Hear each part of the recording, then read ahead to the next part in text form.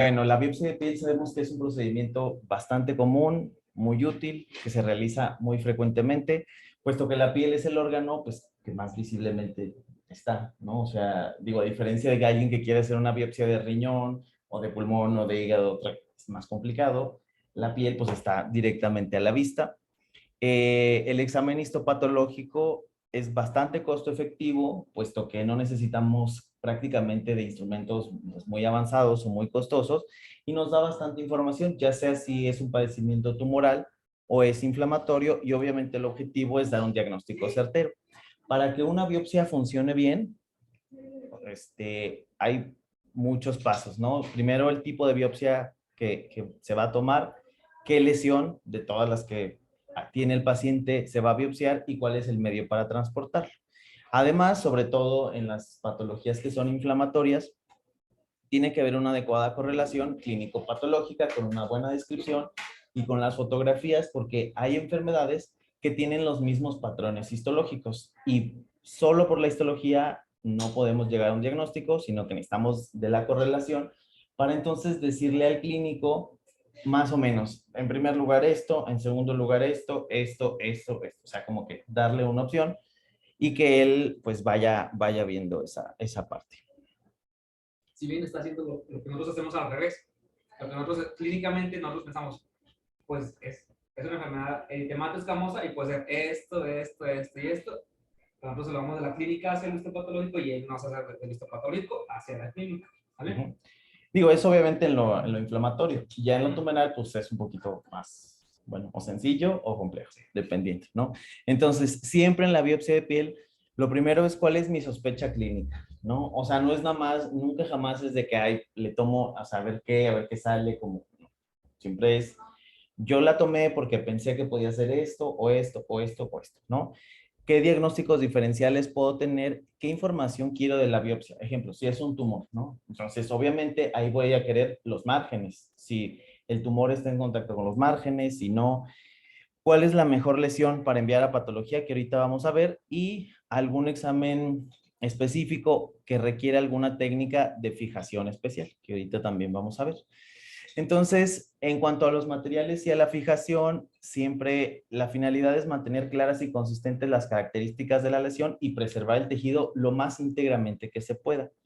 Con formol al 10%, y este tiene un pH de 7.2 a 7.4, la fijación ocurre más o menos a 1 milímetro por hora. O sea, si ustedes lo dejan 2 horas, pues son 2 milímetros. Si es una biopsia de 4 milímetros, 4 horas queda fijada. ¿Okay? Y así sucesivamente. ¿Y ya fijado dura? Mucho. Bueno. Normalmente, idealmente, se tiene que procesar más o menos entre 24 a 72 horas, más o menos. Okay. No, tampoco es tan bueno dejarlo, o sea, no sé, un mes, porque luego a veces pasa que el formol se tira del frasco y entonces ya se queda, aunque ya está fijado, puede tener ciertos cambios, ¿no? No tanto en lo tumoral. De hecho, hay como un artículo, una carta del editor de un journal, donde una biopsia de un CBC la ponen así, sin formol, al aire libre, sin formol, así, varias horas, ¿no? Y lo tumoral no es tanto el problema. El problema es las células inflamatorias, que esas pues se van degradando y ya se destruyen, pues no hay manera de verlas. Doctor, y de que se toma la biopsia, ¿cuánto es lo más que puede durar sin formol? Inmediatamente de preferencia. Si por error lo llegan a poner en otra cosa, o sea, agua, alcohol o algo que no sea formol, en cuanto se den cuenta, lo pasan al formol. O sea, lo lavan, lo juegan y lo pasan al formol. ¿Lo lavamos con qué? Con agua. Ah, con agua. Sí. Bueno, y si es agua, pues bueno, ya no lo lavan, ¿no? Pero si no, si lo meten en cuanto se den cuenta. O sea, no importa, ay, es que ya pasó una hora y me digo, no importa. Es preferible, por eso le puse la frase del principio, que los mejores errores son los pequeños errores. O sea, porque aunque sea una hora, bueno, ya el resto ya se logró fijar y todo, ¿no? Pero siempre que se den cuenta, lo pasan al forno. Otra vez, cuando quieres marcar una biopsia y la tienes que poner sobre una superficie nada más para el puntito y marcar, ¿es válido? Sí, eso sí se puede, o sea, porque son minutos, ¿no? O sea, Entonces, sí, de preferencia, cuando eso va sobre todo a las biopsias de uña y algo, o sea, que son del lecho o de la matriz, o que son biopsias muy delgaditas, ponerlo sobre el papel de la sutura. Ahí lo ponen, lo pueden extender bien y ahí ya lo marcan y lo fijan. ¿Ok? Pero sí, no hay problema. Hay otros medios de transporte, además del formol, que se usan para otras cosas, como el glutaraldehído para la microscopía electrónica, la solución fisiológica para inmunofluorescencia, cultivos, el medio de Zeus, sobre todo para la inmuno ya definitiva, y sobre todo en la gota, el alcohol es el medio en el que se tiene que fijar, porque si lo meten en el formol, los cristales del ácido úrico se degradan. Entonces uno ya no los ve igual. ¿No? Eso es importante. Entonces, ¿cómo ocurre la técnica? Ustedes ya todos llevaron esto, ¿verdad? Sí. Ok. Es exactamente igual. Se fija en el formol, se deshidrata poquito a poco, ¿no? Ya acuérdense que cada vez va aumentando la concentración del etanol. Después se va aclarando para quitar el alcohol, sobre todo con gilol. Después se embebe en la parafina, ¿no? Entonces la parafina se mete, ¿no? Tenemos este bloquecito donde se incluye y se mete a enfriar o se deja enfriar a temperatura ambiente y después con un microtomo vamos con una, bueno, el técnico va con una cuchillita cortándole cachitos a esta cosa, ¿no?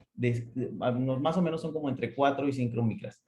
Hay veces que tenemos que hacer cortes un poco más gruesos o un poco más delgaditos, ¿no? Para que quede bien esa parte y porque si uno después, si los cortes están muy gruesos, después ves las células como amontonadas, entonces no las logras distinguir bien. Necesitan tener más o menos estas micras, ¿no?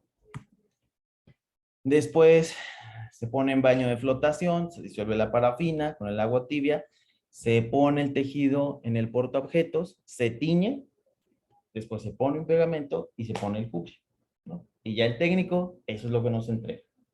Obviamente esta técnica pues, está estandarizada a nivel mundial, ya los técnicos ya son súper expertos y todo el rollo.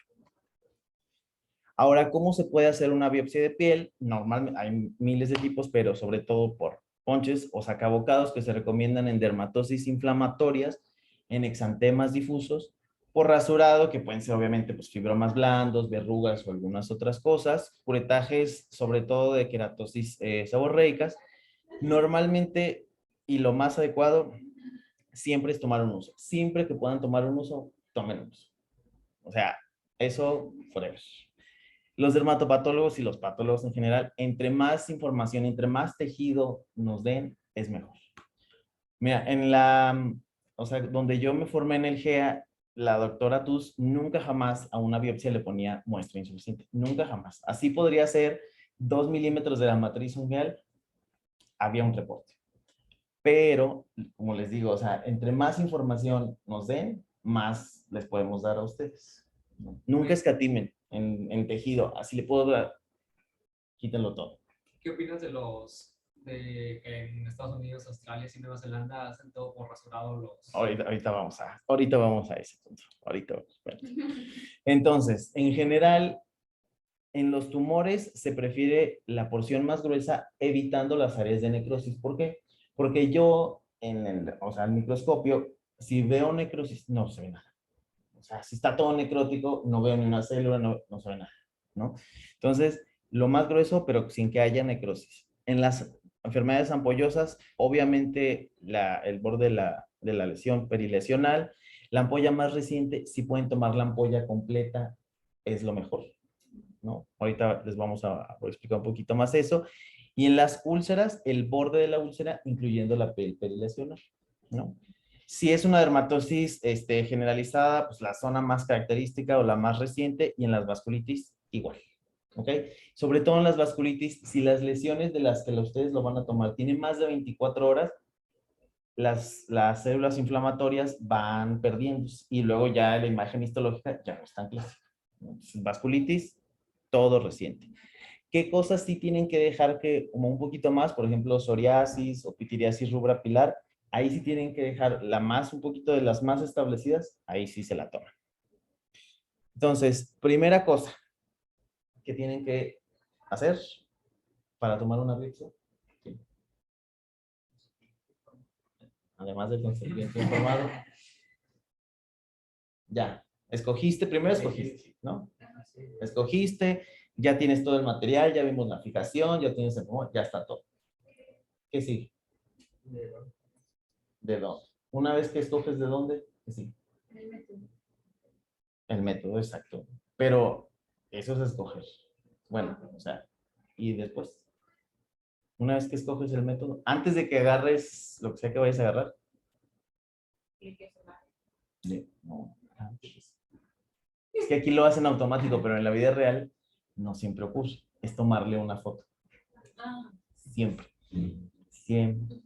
Siempre. Aquí está, es un poco más sencillo, pero luego hay médicos que entre la prisa, el de no lo hacen, se les va, lo que sea. Las fotos son indispensables, indispensables. Y aquí les voy a poner un ejemplo.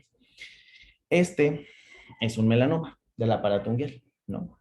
Entonces, fíjense que, o sea, si ustedes lo ven acá, pues se ve muy feo, tiene un poquito de Hutchinson, la uña pues prácticamente está destruida, ¿no? Tiene un poquito de Hamptonic y está horrible, ¿no? Pero fíjense que a nivel histológico, ¿cómo se ve? O sea, ves la proliferación de los melanocitos atípicos, pero en esta zona, si ustedes caen en esta zona, en la matriz unguial, a la hora de tomar la biopsia, no ves lo que ves en un melanoma en otras partes del cuerpo.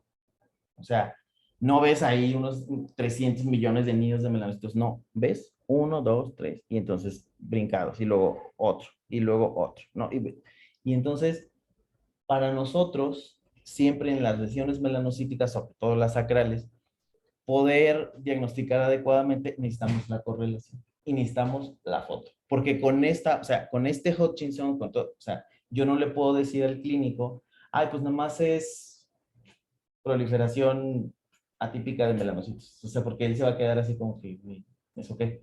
¿No? O sea, con esta clínica y con esta histología, el diagnóstico que tiene que decir es melanoma. ¿Ok?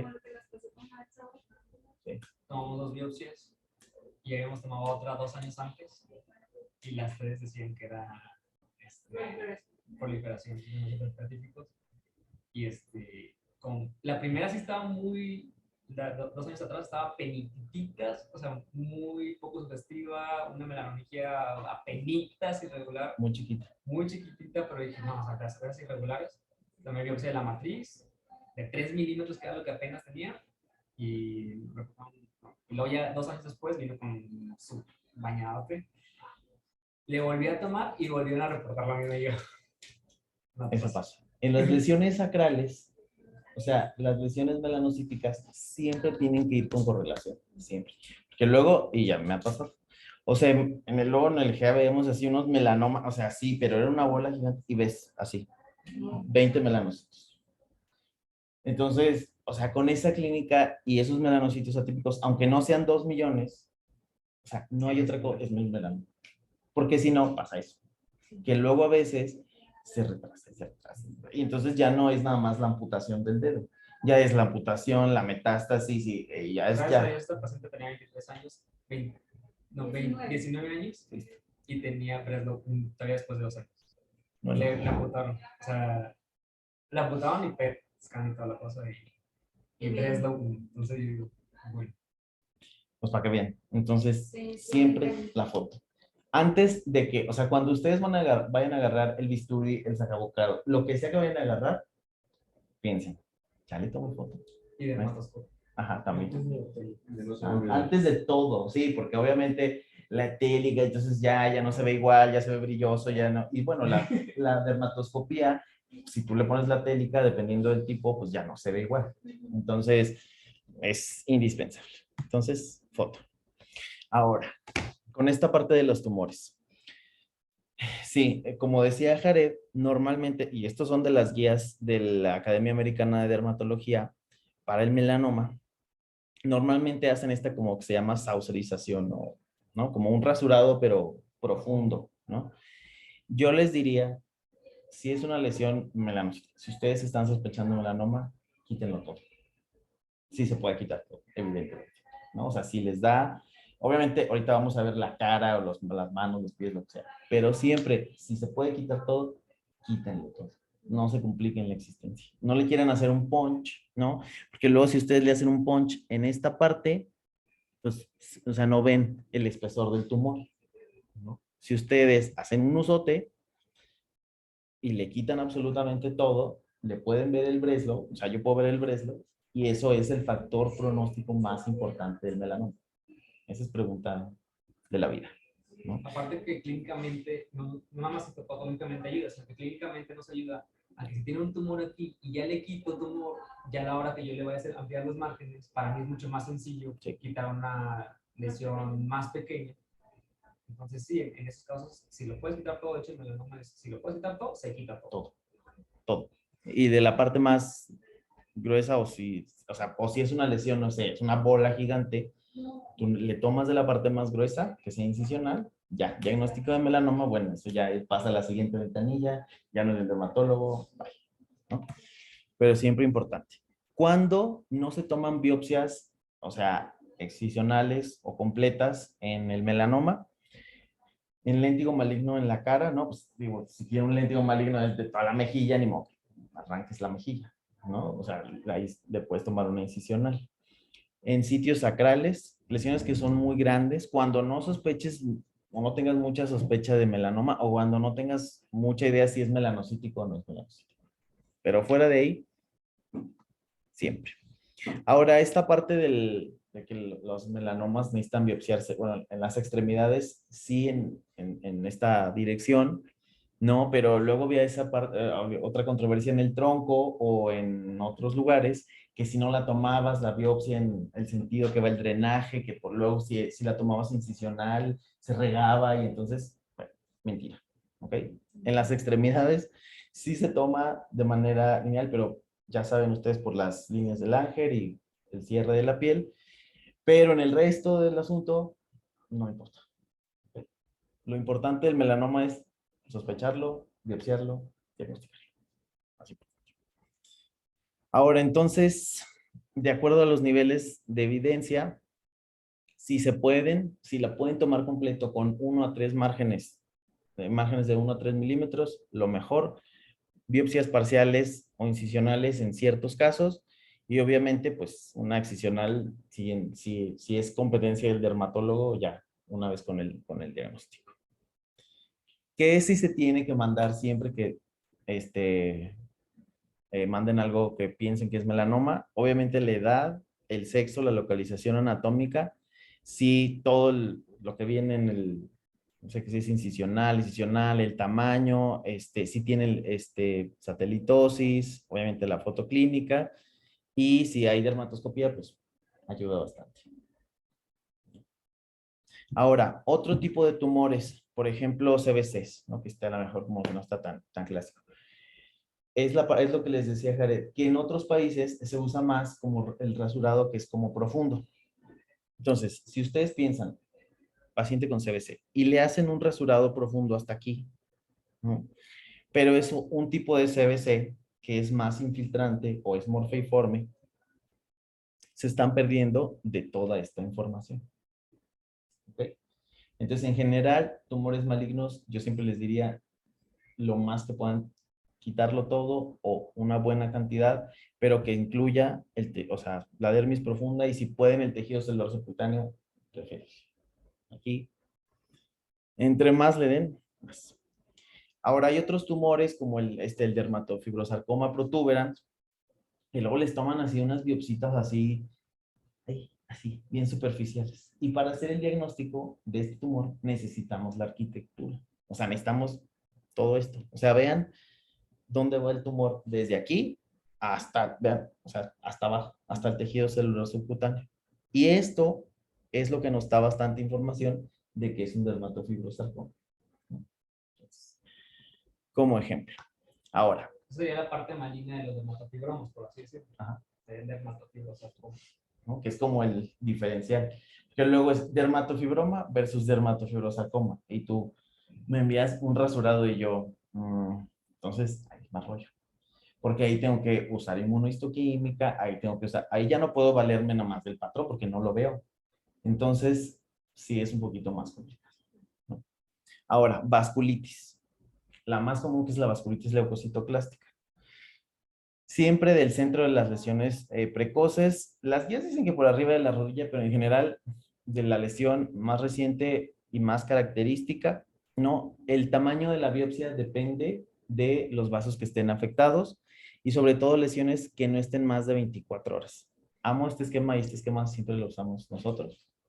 Entonces, en general, biopsias superficiales para vasculitis leucocitoclástica o púrpura de Henoch, porque los vasos afectados son los que están hasta mero arriba. ¿Okay? Crioglobulinemias, vasculitis por enfermedad de tejido conectivo o ANCA positivo, normalmente, fíjense, hasta la unión de la dermis con el tejido celular subcutáneo. Pero si están sospechando en poliarteritis nodosa, vasculitis nodular, cosas más grandes, fíjense hasta dónde tiene que llegar la biopsia. Tiene que llegar hasta abajo. Si no, ¿por qué? Porque, haz cuenta, tú no me mandas esto y yo veo esto, ¿qué te va a reportar? Nada. Nada. No se va a ver nada y tú te vas a quedar así como que, pues, ¿para qué la mandé si no va a hacer nada? Entonces, siempre pensando en la sospecha clínica, depende del tipo de biopsia. En las paniculitis, siempre tiene que ser una biopsia. Está medio grande y profunda. O sea, tiene que llegar hasta abajo, ¿no? Eritemas nodosos, o sea, indurado de basa. Todas estas paniculitis, siempre que se sospechen paniculitis, siempre biopsias profundas. Obviamente, ya ahí después se tiene que ver si se tiene que mandar a cultivo u otras cosas, ¿no? Y también se les puede hacer inmunofluorescencia directa. En todo lo ampolloso, obviamente, lo que me interesa es donde nace la ampolla. Siempre donde nace la ampolla, de preferencia un uso, siempre piel perilesional. Normalmente de donde está la ampolla hasta máximo 1 centímetro, ¿no? Esto porque las ampollas están un poco más grandes. Si son un poco más pequeñas, de preferencia, si pueden tomar toda la ampolla, es preferible toda la ampolla. Sin romperse, está mejor. ¿Ok? ¿Por qué? Porque lo que yo quiero ver es esto. ¿Dónde nace la ampolla? Esto es lo que me va a decir si es una enfermedad ampollosa que es subepidérmica o intraepidérmica o qué, ¿no? A veces en este tipo de enfermedades ampollosas, cuando se rompen las ampollas o después de un tiempo van epitelizando. O sea, el mismo cuerpo va epitelizando. Entonces, luego sí pasa que si me envían una biopsia de acá, de esta zona, y ya empezó a epitelizar, entonces la ampolla se ve como si fuera, no, intraepidérmica. Entonces, pues como que te quedas, ¿sí será? ¿No será? ¿O qué onda? ¿No? Idealmente, pues, es usar inmunofluorescencia directa, que es el estándar de oro, pero en México es algo que prácticamente o casi no se utiliza, desafortunadamente. No hay. Pues no hay. No.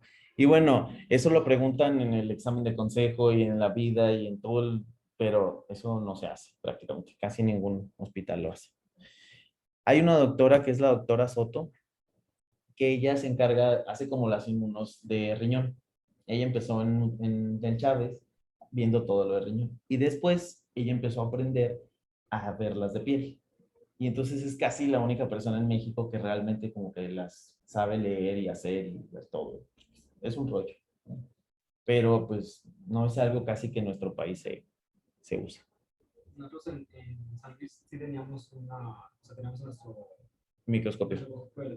y veíamos las inmunos, pero porque el doctor ahí que se formó él era inmuno y dermatólogo cuando el inmuno y derma estaban Ah, juntos, por eso. entonces lo tenían junto y aquí la forma más sencilla es llevarlos a Monterrey, pero es un show porque tienes que poner el de Michelis, ¿cómo se llama este? Es de Zeus. Ajá, y ya transportarse, estar allá de acuerdo, no, un gorro. Entonces ya básicamente, por eso es muy importante tomar bien del borde de la ampolla, porque hay que ver, como dice Cantusa, dónde nace la ampolla y ya después con todo lo demás, el tipo de infiltrado, si no tiene, Entonces, y siempre en las inflamatorias, o sea, yo siempre, o bueno, siempre se debe de poner. Opción es el patrón, ¿no? Dermatosis vesicular subepidérmica y puede corresponder a tal y tal y tal y tal y tal. Entonces tú ya ves al paciente, ves la descripción histológica y dices, ah, no, sí, esta, ¿no? Y tan, tan. En general. Ahora, de las alopecias, en general se recomienda pues, del borde activo, ¿no? En las áreas donde hay inflamación perifolicular. Hay ciertas alopecias que son cicatrizales, ¿no? Que luego el paciente llega así con una cicatriz enorme y le toman así la biopsia del medio. Así. Y ya, pues, y tú, pues no hay nada, no hay pelo, hay cicatriz, ya no se ve nada, ¿no? Siempre donde esté inflamado, donde se ve que va la enfermedad, ahí. Siempre son de 4 milímetros, ahorita les digo por qué. Y siempre la biopsia va en dirección a cómo va el pelo. O sea, ustedes agarran el sacabocados y siempre lo inclinan en la dirección en que va el pelo. ¿Ok? Si no, después sí ahí lo puede crecer el paciente como de otro lado. Pero en general, de cómo va el pelo, hay varios tipos de cortes. Los podemos cortar transversales, horizontales o transversales y horizontales, o dos horizontales y uno transversal, dependiendo de la patología que mate, ¿no? Si, por ejemplo, si es un líquen plano pilar, lo que quiero ver es lo de arriba, porque ahí es donde está ocurriendo todo, ¿no? Si es una alopecia areata o una alopecia androgénica, pues lo que quiero ver es lo de abajo para contar los pelos. Eso siempre lo hacemos. Ahora, eso ya se hizo en el mundo, pero en México también se hizo. Ya se estandarizó que en un punch de 4 milímetros, en promedio, o sea, en hombres y mujeres, hay 23.2 folículos. Entonces, más de 23 folículos, 23 o más, no tienes alopecia. Menos de 23 folículos, tienes alopecia. ¿Ok? Entonces, y es contar. Por eso las biopsias de pelo son medias complicadas, porque tú tienes que contar cada folículo, tienes que ver si el folículo está en anágeno, en telógeno, cuánto es la relación, bueno, o sea, es un rollo, ¿no? Pero si están bien tomadas, no se va a traer. Y por eso estandariza que sean entonces 4 milímetros. 4. Ahí Que ya está, sí, 4. pero no, es que 4 milímetros. Así. El borde, como dijo, así. Ahora, no les debería decir esto, pero sí se puede hacer si lo toman de más. Pues, nada más le cortas los 4 milímetros, pero es un rollo. O sea, que si es medio milímetro más o medio milímetro menos, ok. O sea, no. Agarran el de 4, sí, con eso. Enfermedades como morfea, pues obviamente necesita ser profunda y es también perilesional para comparar con la dermis que está sana. Por ejemplo, aquí, en esta placa de morfea, se la tomaron mal la biopsia. Porque fíjense, solo se la tomaron de la zona que está enferma. Les faltó llegar un cachito más para acá. Porque así tú ves la dermis que está sana y luego ves la transición y ves la dermis enferma. Y ya, pues no hay duda. O sea, Si ves la dermis, los haces de colágeno muy laxos acá en la normal. o sea Y normal en es la morfea lo ves toda compacta. aplastado. Y ya puedes tú ver la diferencia, no Sí. que si nada más lo ves compacto, ahí está la compacta, no está la compacta, pues no tienes un punto de referencia. Sería otra de las enfermedades, aparte de los ampollos que se toma de Alrededor, ¿no? Ajá. Lesiones anulares, obviamente en las tiñas, igual del borde, ¿no? Porque luego también es tiña, no es tiña, es granuloma anular, qué cosas. Y sí pasa, ¿eh? O sea, sí pasa mucho, sobre todo en la cara, es a veces donde más pasa. Lesiones que han tratado con esteroides y que no mejoran y no mejoran, les toman biopsia y son tiñas. O sea, sí, no es tan rara, les hacemos un PAS y vemos aquí los dermatofitos. En granuloma anular igual, pues, también del borde, esto nos vamos a entretener. De las biopsias de uña. Normalmente, en general, hay 3 tipos de biopsias. Hay biopsias que son longitudinales, que abarcan el hiponiquio, el lecho y la parte de la matriz. Biopsias ya sea por punch o por uso de la matriz y del lecho igual ponches o usos, ¿no? En general se hacen de 3 milímetros porque pues es lo máximo para que no interrumpas y no provoques distrofia ungueal ni nada, pero pues así se toma. Okay, que eso ya está un poquito más complicado. Sí. No. No les ha tocado a ti sí, con Jesús. Sí. Son bonitas. Aquí ya tengo rato que no tengo. Son bonitas, pero son complicadas de interpretar. Ahora, en este tipo de biopsia, sí, por ejemplo, sí es bien importante ponerla en el papel de la sutura y dejarla en el formol, porque como están muy delgaditas, pues son de 3 milímetros, imagínense, o sea, pues, entonces la extienden y ya. Y entonces ya cuando uno la va a incluir, la agarras con cuidado, la despegas y ya la incluyes así tal cual.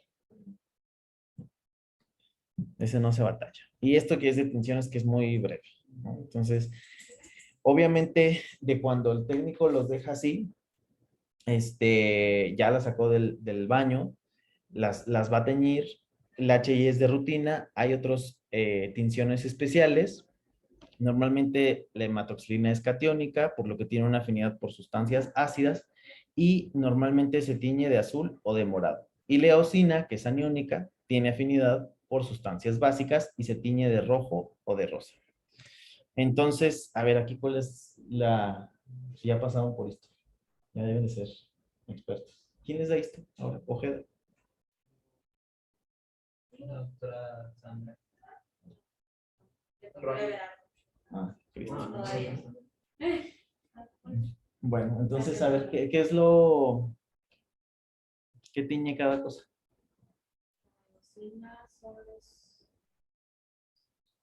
La hematoxilina es basófila y la eosina Ajá. es acidófila. Así es. Entonces, la eosina es la parte de la que tiene arriba, la basófila es la célula.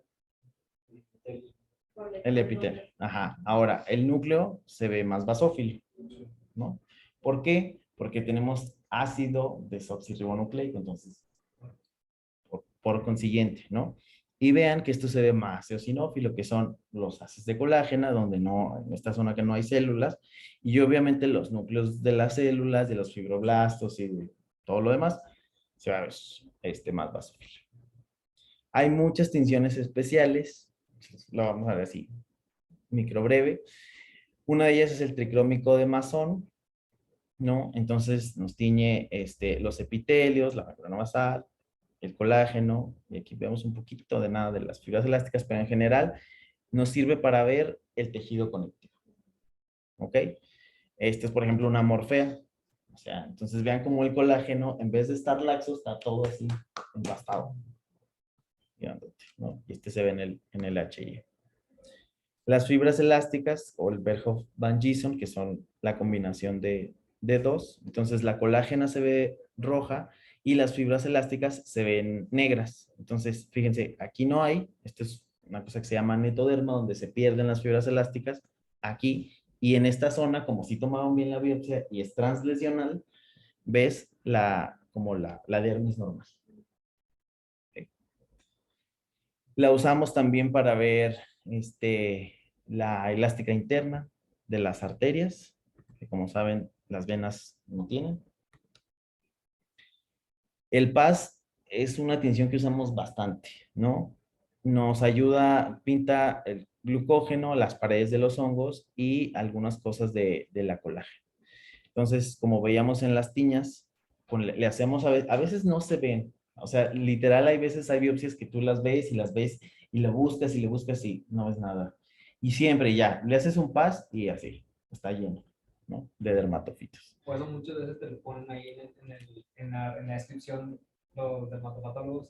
Ah, ¿sabes qué? Y le hice PAS negativo. O sea, significa que, o sea, pensó. Pensé, pero no salió. Ajá, o sea, pensó, pero, o por eso también, y clínicamente también nosotros lo hacemos. Siempre les digo a veces, ¿sabes qué? Mira, les dudo un poquito, dale primero el antimicótico y luego o sea, también clínicamente, porque pasa también clínicamente a veces que no lo puedes, Sí. si no le va a tomar tampoco una vez una tiña. Si a lo mejor con el antimicótico ves que se le va quitando, o sea, le continúas. Ya si ves que no sabes que sí tomas. Pero sí pasa. Sí pasa. Sí pasa. Como la señora que te enseñé, que le empezamos perimentina. ¿Qué fue? O sea, si ella ya lleva 6 meses con la lesión, pero con nosotros uno. Y, o sea, ella tipo, si no se le quita con la tarde, es bien. Porque yo pensaba en todo lo demás. Sí. Y te digo, a veces pasa lo contrario, o sea, piensan que es algo inflamatorio, o sea, piensan que es una dermatitis seborreica, es atópica, lo que sea, les ponen el esteroide y, no, y se les hace, pues imagínate, con el esteroide, pues inmunosuprimes localmente y pues, los dermatofitos, mira, crecen así, gigante. Sí, me ha pasado, bueno, a mí no me ha pasado, gracias a Dios, pero, o sea, sí he visto que sobre todo los niños hacen piñas de la cara, ¿no? Porque luego los cuyos, ahora, una me tocó un niño de un erizo y de un, o sea, como ahora tienen muchas mascotas exóticas, sí tienen muchas piñas, entonces, siempre. Y siempre nos sirve para ver, por decir, enfermedades de tejido conectivo, lupus, etcétera, vemos con el PAS la membrana basal engrosada. El azul al cian, normalmente para la mucina, ¿no? En un granuloma anular, vean, lo azulito, es la mucina. El Grocot, que lo usamos para los hongos, criptococo, esporo, algunos dermatofitos, histoplasma. El Ciel-Nielsen, que saben que son para las micobacterias, tanto tuberculosas como no tuberculosas, ¿no? Que cada vez vemos más micobacteriosis no tuberculosas. Y el fitefaraco, sobre todo para la lepra. Vean las globias, todos así, los bacilos, lleno, lleno, lleno. El gram, obviamente, pues ya saben que para las bacterias. Y por último, solo les puse 2, 3 diapositivas de la inmuno que nos ayudan, utilizan anticuerpos monoclonales y policlonales, se basan en la capacidad que tienen los anticuerpos para unirse a esos antígenos y que nosotros lo podamos ver. Y solo se produce reacción si el anticuerpo detecta el antígeno, ¿no? No es nada más. Nos sirve para ver el estirpe de alguna neoplasia, a veces para pronóstico, a veces para distinguir, sobre todo si nos mandan un rasuradito de un dermatofibroma, no vemos nada más, le tenemos que hacer inmunos, ¿no? Establecer la arquitectura molecular o a veces también ya cada vez se usa más para agentes infecciosos. Sobre todo, ahorita les voy a poner un ejemplo. Hay muchos marcadores y les puse este ejemplo, ¿no? Entonces, este es un léntigo maligno, este es un SOX10. Entonces, el SOX10 es un marcador que es nuclear. Entonces, vean cuántos melanocitos tiene que haber por queratinocito en la basal. 24. No, menos, poquito menos, poquito menos. No, de 8 a 10. ¿No? Entonces, El número que podía sí. tener en Exacto. Hasta 34 le envía, pero ahí sí. De 8 a 10. Entonces, fíjate, o sea, fíjate los que hay. ¿No? Entonces, o sea, están, para empezar, el núcleo, si solo está pintado el núcleo, está bien grande. Y luego ve todos los que hay, ¿no? Entonces, a veces, en pieles que están fotodañadas y que tienen léntigo maligno, sí cuesta un poquito de trabajo distinguir dónde termina el melanoma y dónde empieza la piel que está solo fotodañada, ¿no? Y esta otra que la verdad es de las que más sirven es para la sífilis, que cada vez hay más sífilis. Entonces, sí, ya el Warting Starry, o sea, en la existencia, no, bye. O sea, lo que se usa ahora es, digo, obviamente la sospecha clínica y el patrón histológico, pero se confirma con la inmunohistoquímica. Entonces, vean, o sea, todas las espiroquetas entrando, o sea, al epitelio. Y tanta. Listo.